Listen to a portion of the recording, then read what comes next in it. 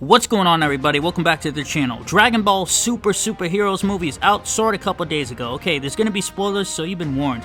Alright, I love the fact they do flashbacks of Goku fighting the Red Ribbon Army. The animation for this scene in the beginning was enjoyable.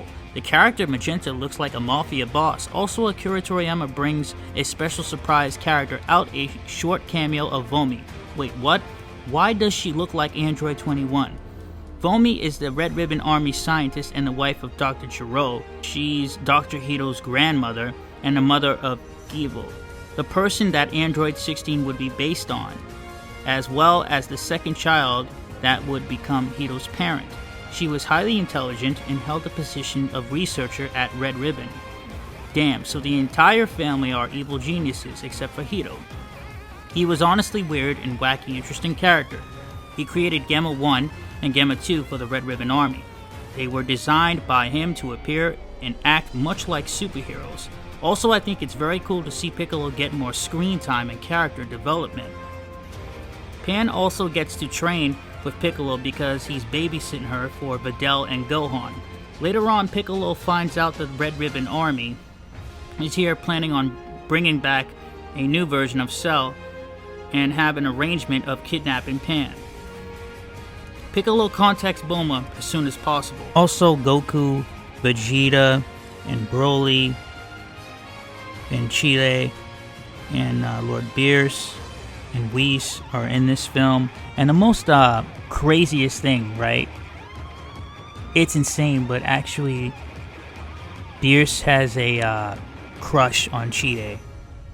Bro, you better stay away from that. That's Broly's woman. And you do get a nice portion of them, sparring, like Goku and Vegeta. And I did actually like that. So there is a good chunk of scenes that you actually get to see of your characters. But keep in mind, this is not their film at all. It goes to Piccolo and Gohan. Later on, Bulma finds the Dragon Raider. They gather the 7 Dragon Balls and summon Shenron. Bulma asks Piccolo for the last 2 wishes. She asks the dragon to give her a bigger booty and long eyelashes. After everything is organized, Piccolo goes back to the Red Ribbon Army headquarters, and they make their preparations to head to the kindergarten school to kidnap Pan. Trying to get her, 15 instantly gets punched in the stomach by a small little girl. She explains to the teacher, "That's not my family member." Pan recognizes the other soldier, it's Piccolo. She goes with him on the ship and tells Pan to pretend she's being taken and act like a hostage. Piccolo brings her back to the Red Ribbon Army base, then goes to Gohan's house. 15 tells Gohan to come with them, pointing a handgun at him. Gohan just flicks it, and if he doesn't leave, Gohan will call the authorities.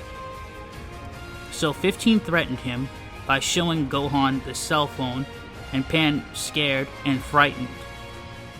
Gohan gets very angry and turns Super Saiyan. 15 was shocked and terrified, bowing down to him. Gohan told him if anything happens to Pan, he will pay the price. Gohan heads to the Red Ribbon Army base. Now, I'm not going to lie, this scene right here of Gohan fighting Gamma 1 was so entertaining to watch. And of course, when Magenta sees his team losing, he starts to become very desperate and heads to the downstairs laboratory to release Cell Max. Hito keeps telling him he's not ready to be released. Yet, so Magenta shoots him. That doesn't work because Hito is still alive. His skin is modified to withstand shocks. A robot beast stings Magenta, and he struggles to breathe and move. Desperately, he pushes the red button and Cell Max is born. Piccolo and Gohan get new transformations. Their new forms are incredible.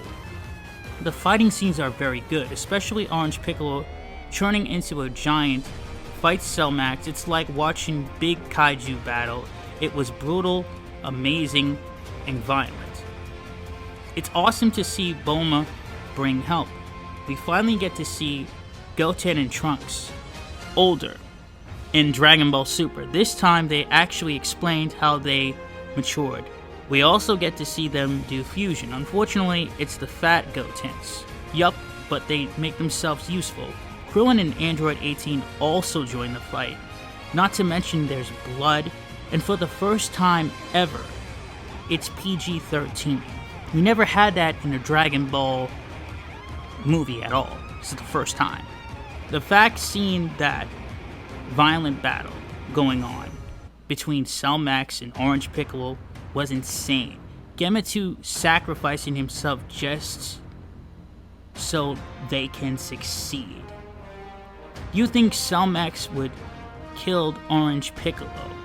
Gohan sees him defeated when Cell Max has him, and he turns Gohan Beast.